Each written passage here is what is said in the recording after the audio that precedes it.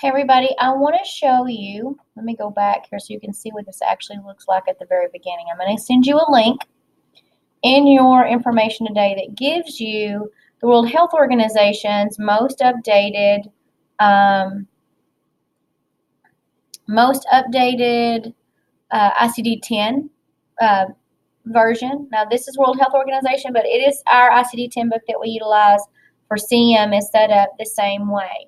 So as you can see, we have A through B99. This chapter, it follows certain infectious diseases. If I can get this to open up, I'm going to show you certain infectious and parasitic diseases. So we're going to open that up. It takes it a second. But say I have somebody that's diagnosed with tuberculosis. Tuberculosis falls under A15 through A19. I'm going to click on that, and it's going to open up, hopefully.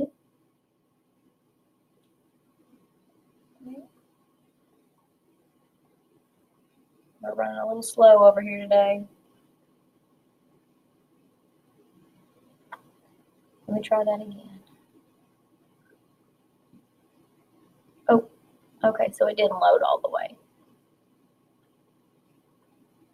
So now it does. Now this is A15 through 19 related to tuberculosis. If you look here, it is set up where you can utilize this just like the ICD-10 book. Now you're going to have some like respiratory tuberculosis not confirmed bacteriologically or histologically. Once again, you are going to have to understand your medical terminology, but bacteriologically means it's gone out for culture and they have not confirmed what either bacteria or histology is tissue-related issue it is. So you're going to read under just like you've read in your book, but you're going to use this website to do some case studies that will help you get used to using ICD-10. You're going to see that this is by the World Health Organization and it was last updated in 2016. Here's the difference. Every other country pretty much but the United States has been using ICD-10 since 2001 or 2. We just started using it much more recently in the last few years. So what you're going to do is you're going to utilize this. You're going to read the inclusion, read the exclusion part, and then you can go down to whatever it says and utilize that as part of for your coding process. This is the entire ICD-10 book all the way through chapter 22. So you have every chapter available to you. When you click over here, it opens it even more, and it will show you other additional codes as well.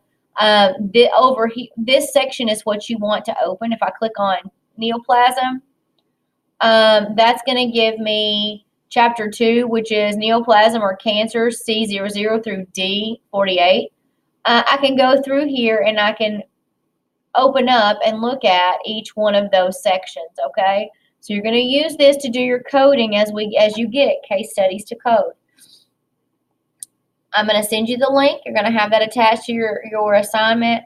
You're going to have a reading assignment today. I want you to look through that, and then we're actually going to be doing some practice coding. You're going to have coding that will give you basically what you would see from the doctor's office. Things like note from initial hospital care.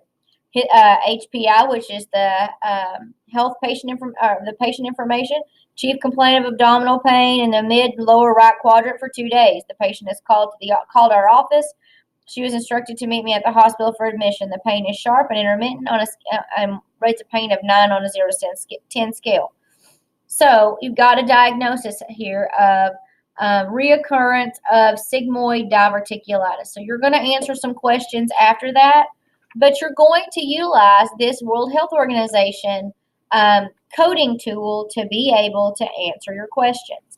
This is how we learn to use the book, to use the tool, to be able to code for a doctor's office visit or for hospital visit, depending on where you're working and what you need to do. So just be sure that